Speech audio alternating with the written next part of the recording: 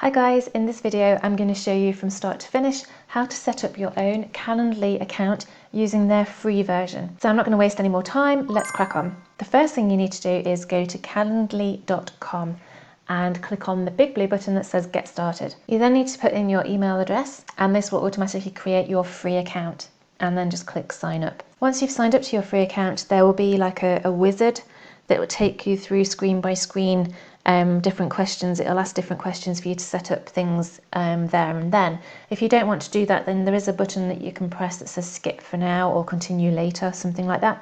And this will then bring you to this page so you can set everything up yourself from scratch.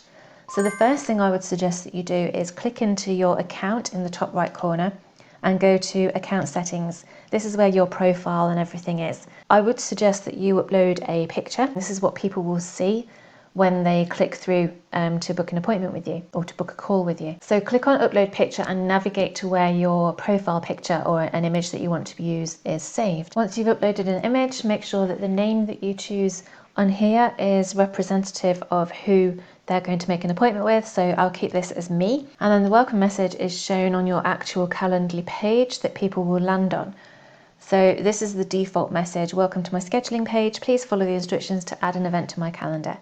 And then I would just put thanks. You choose the language, the date format, time format, the country and your time zone. And then once you're happy with everything, click Save Changes. The next thing to go to is branding down on the left hand side, and you can upload a logo. Again, once you're happy with it, click Save Changes. Settings have been saved and you can move on to the next section, which is My Link. So this is the actual URL that you would have for your Calendly page. Choose one that's quick and easy for people to recognize. So I've just put down Sharon's tutorials, and again, click Save Changes. So once you're happy with your account settings, go back up to your account in the top right corner and go down to Calendar Connections. This is where you add your calendar account. So mine is automatically synced with my Google Calendar because I logged in through my Google account. If you haven't done that and you want to connect a calendar, then just click on the button Add Calendar Account, and then choose where your calendar is located and click on Connect. So once you're happy with all that, the next thing you do, click on Home, and this will take you to your home page where it will automatically default to 3 different types of meetings: 15-minute, 30-minute and 60-minute. Now I must point out this is actually a free account, but when I signed up for this free account, it's actually given me 2 weeks free trial of the Teams version. So there's going to be things in here that I can do at the moment that I will not be able to do once it's downgraded back to a free account. For the purpose of this video only, I'm just going to concentrate on the features that are available on the free version only. So you can see here's my profile picture and my link to my actual page.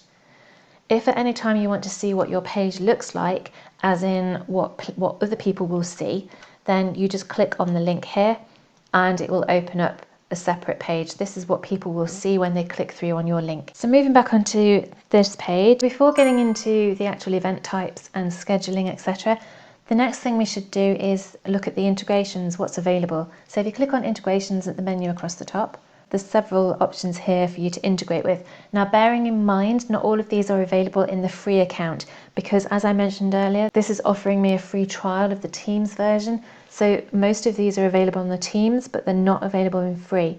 The ones that are available in free are things like the virtual software apps that you see here, across here, the GoToMeeting, Slack, they're all available in the free version. Stripe, PayPal, things like that are not available. What I want to do is integrate my Zoom account with this so that I can offer Zoom meetings and Zoom calls with anybody who wants to schedule an appointment.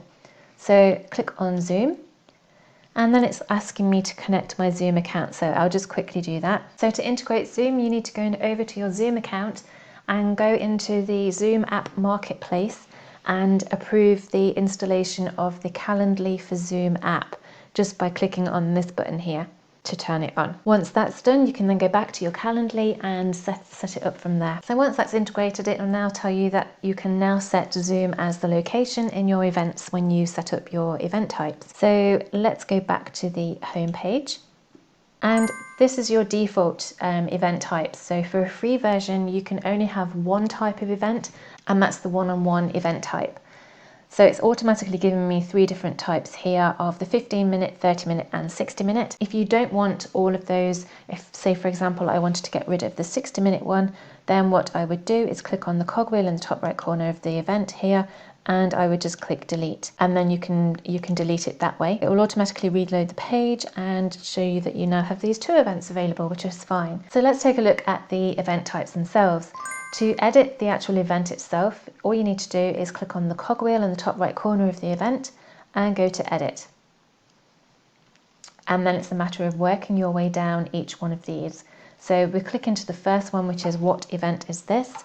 Click in the box, and this is where you give it a name. So at the moment it's called 15-minute meeting, which is fine with me. I'll keep that as is. So the next one is add a location.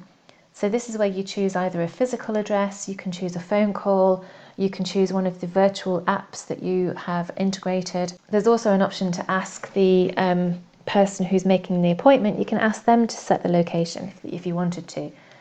So I want them to choose one of 2 options. So I either want them to choose a phone call or a Zoom meeting. So I'll give them the option of the phone call first.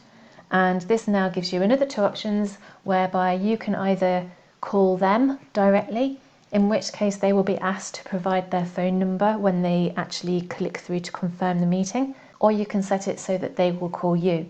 So I'm going to say that I want to call them. So I just click update, and you can see here the location here now says phone call. If you want to add another location, so for example I want to put in a Zoom meeting as well, then click on add a location option here, and it gives you the option to choose a second one. So I'm going to put in Zoom, and again you can add in a physical location or one of the other options as well if you wanted to. But I think for now these 2 are fine. The next box is for the description or instructions. So here you would put any details that they need to know about the event. If you hover over the question mark at the side, then you'll see here this is showing you where this description will be located on the page, and gives you an example of something to put in there. I'm just going to put I look forward to chatting with you. The event link is the link to the specific event, so any 15-minute meetings will have this URL at the end of your main Calendly URL. So I've got calendly.com/Sharon's tutorials / and then whatever you put in here will be at the end of this. So I'm just going to keep it as the default, which is 15 minutes. And then you can color code your event type as well, and then click save and close. So now that's been set up, you need to now go on to the second option. So when can people book this event? So at the moment this is saying that people can schedule a time up to 60 days in the future, which is like, what's that, 2 months? 2 months ahead of time. For me, that is way too long. I'm going to have this down as 2 weeks. So I'm going to say 10 business days, so Monday to Friday for 2 weeks.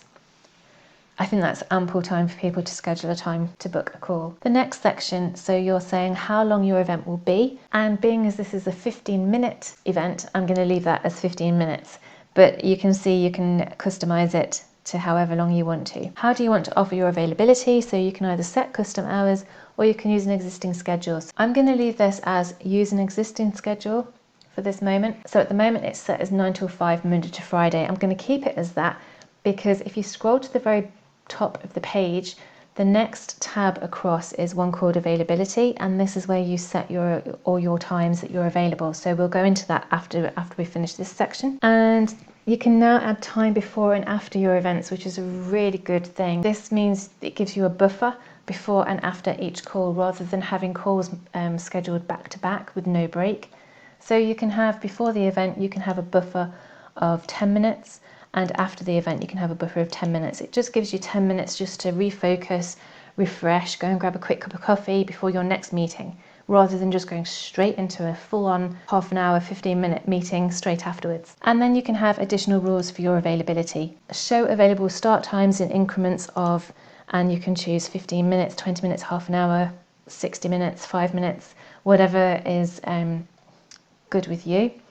So I'm going to leave that as 15 minutes. So basically somebody can book 2 o'clock, 2:15, 2:30, 2:45, etc. And here you can set a minimum amount of notice that's required. So on this, I'm going to say invitees can't schedule within 24 hours. So it's basically a day's notice of an event start time. And you can even put in a maximum number of events that you want per day for this specific event type. So I'm going to say 5. I want 5 15-minute meetings per day at the most. The next section is about the time zone. So this automatically detects and shows the times in the person's own time zone. This is especially good if you're having a Zoom or virtual meeting or phone call. So there's no confusion over time zones or anything like that, because Calendly will automatically detect and show the times for the person's own time zone. If you're meeting somebody in person, then the best thing to do would be to lock the time zone so that it matches the actual event location. So I'm going to keep this as automatically detect because I'm not meeting people in person. The final section on this page is to make it a secret event. If you wanted to, you could hide the event on your main scheduling page, but I'm just going to keep it as is and click save and close. You now move on to additional options. So if you click on here, you can have the questions that people will need to answer in order to schedule an event with you. So you have the name, the email address, they have the option whether or not they can add guests. And to edit any of this, just click on the little pen symbol when you hover over it. And on here, you can tick the box, allow invitees to add additional guests. I don't want them to do that, so I'm going to click apply. And you have the location here. Click on the little pencil mark again to edit it. So this lists the location options that you chose in the first section. And you can just reorder them. If you want the Zoom one first, and just click and drag. Or you can have the phone call, click and drag. There's then an additional box to share anything that will help prepare for our meeting. Again, click on the pencil mark here. You can either delete this question, you can change it if you wanted to, you can tick the box required, so they have to fill it in. You can change what type of answer type it is. So check boxes, etc. I'm just going to leave that as is. So click cancel and click save and close. The next section is workflows. This is not available on the free version, so I'm not going to look into that. You can then have notifications and cancellation policy. So I'm going to ignore this top section all about the reminders and follow-ups because they're not available on the free version, and click into show cancellation policy. So here you can include a link that allows people to cancel and reschedule the meeting that they've just booked with you. When they receive the notification email, there is a link in the bottom to say they can cancel or reschedule. And if you wanted to include your own cancellation policy, then you would type it into this description box here. The next section is the confirmation page. And here you would either display the Calendly defaulted confirmation page, or you can redirect to an external site if you wanted to. I'm just going to keep it as the Calendly one. And again, click save and close, that's fine.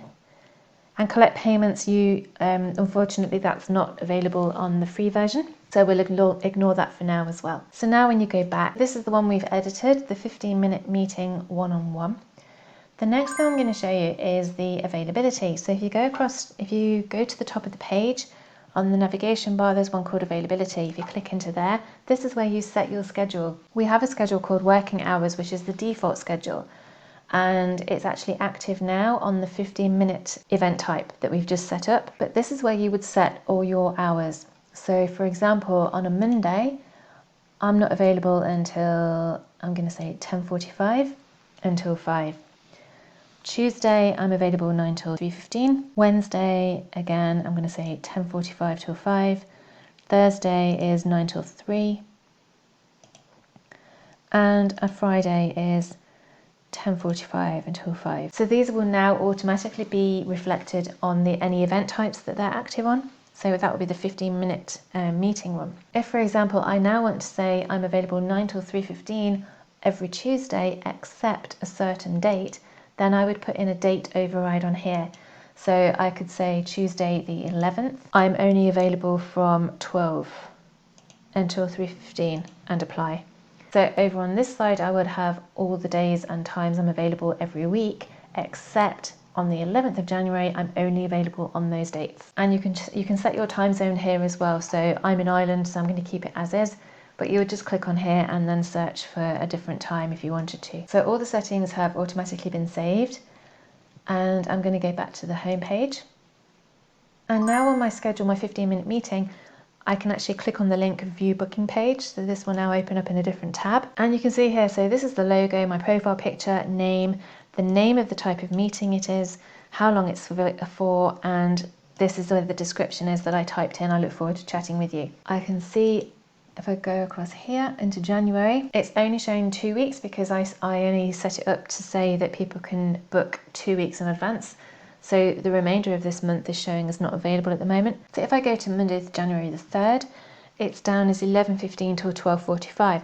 Now, I set it to say that I'm available from 10:45 until 5, but there's obviously something already in my Google Calendar that this is integrated with that is now booked in my calendar. So Calendly will know not to actually have that down as being free because I've already got things booked in my calendar as is. And if I now go to Tuesday the 11th, which was the date that we did the override of the hours, you can see that the hours are 12 till 12:45. So that's what people will see when they click through to the 15-minute event. If I now want to set one up that is a 30-minute event, the quickest way to do that so that all of your settings that you've previously set up will all still be the same, if you click on the cogwheel here and click clone. So this now clones another 15-minute event. So I now want to call this a 30-minute event.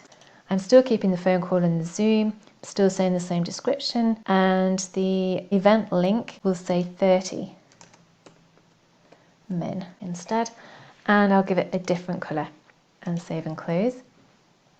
And again, go to the next section. When can people book in? They can schedule 10 days into the future. The duration, you need to change that to 30 minutes. Use an existing schedule, which is the working hours. These are the working hours that I said, that's fine. And I'm giving myself a 10-minute buffer before and after the event. Additional rules, show available times, start times in increments of 15 minutes, that's fine. They can't schedule within 1 day of an event start time, that's fine. And I'm allowing myself 5 half-an-hour meetings per day, that's fine. Everything's okay, click save and close. And again, everything else is the same. One thing to point out, you must make sure that your event type is switched on here in the top right. It says at the moment this is actually off, so I'm going to say on and click back. So now you can see I've got the 15 minutes, the 30-minute one-to-one and the 15-minute one-to-one. If you want to rearrange the meetings that you've got here, if you want to rearrange the order of them, all you need to do is just click and drag them and you can move them around. So what happens when somebody actually books an appointment with you? So I'm just going to go view booking page, and let's pretend that I am a client and I want to book a time with you on Wednesday the 5th of January. It gives me the times available here. I'm going to say 11:30 a.m. and I'm going to click confirm. So now I have to fill in my details. So I'm just going to put Sharon, email address, I'm going to say phone call, and it's now asking me to put in my phone number, saying that I'm in Ireland, so it's automatically giving me the dialing code, and I put in the number here. If I didn't want a phone call and I wanted a Zoom meeting, then that's fine. The Zoom details will all be in the confirmation email that I get from Calendly once I've confirmed it. And then please share anything that will help prepare for our meeting. I'm not going to put anything in there, and I'm going to say schedule event. And this is the confirmation that I get, or that a client will get. It's telling me the time, the date, the time zone, and the web conferencing details will follow. A calendar invitation has been sent to your email address. So I'm just going to quickly go into my email to show you what that looks like. So this is the email that I've now received from Calendly. It's a calendar invitation telling me that I now have this meeting scheduled for Wednesday the 5th of January, 11:30 to 11:45, and the Zoom link is included here. And you also have the option down at the bottom, need to make changes to this event. You can either cancel it or you can reschedule it, which are the options that we made available in the previous settings in Calendly. And as the host of the meeting, you will also receive an email with all the details. That's what it looks like from the client's point of view. If at any time you want to make a change to any of the meetings that you have set up here, all you need to do is go to the home page and click on the cogwheel in the top right corner of the event type, and then you can either edit, you can save it as a template, you can delete it. If there is a specific event type that you don't want people to see when they click onto your landing page, then all you would need to do is click on the cogwheel of the event type in the top right corner, and there's an option here to switch it on and off. So if you just click that off, so this is now invisible basically, it's not showing on your event page. So if you click on the URL underneath your name here, this will show you what other people see when you share your link with them. So you can see that the 60-minute meeting is no longer visible, it's only the 15-minute meeting. And to switch it back on again, you can just literally click on turn on here in the bottom. And now when you go back into your event page, you can see both of them are now showing. So to share your event page, all you need to do is go over to the cog on the right hand side here, click on the cog, and you can do copy link. And this basically copies this URL here, and this will give them the main page, the actual main event page showing all of your events. If you want to share just a link to a specific event type, say we wanted to share the 15-minute meeting here, you would just click copy link. Then all they have is the option of the 15-minute meeting. They can't see the 60-minute at all. So there you have an in-depth view of Calendly.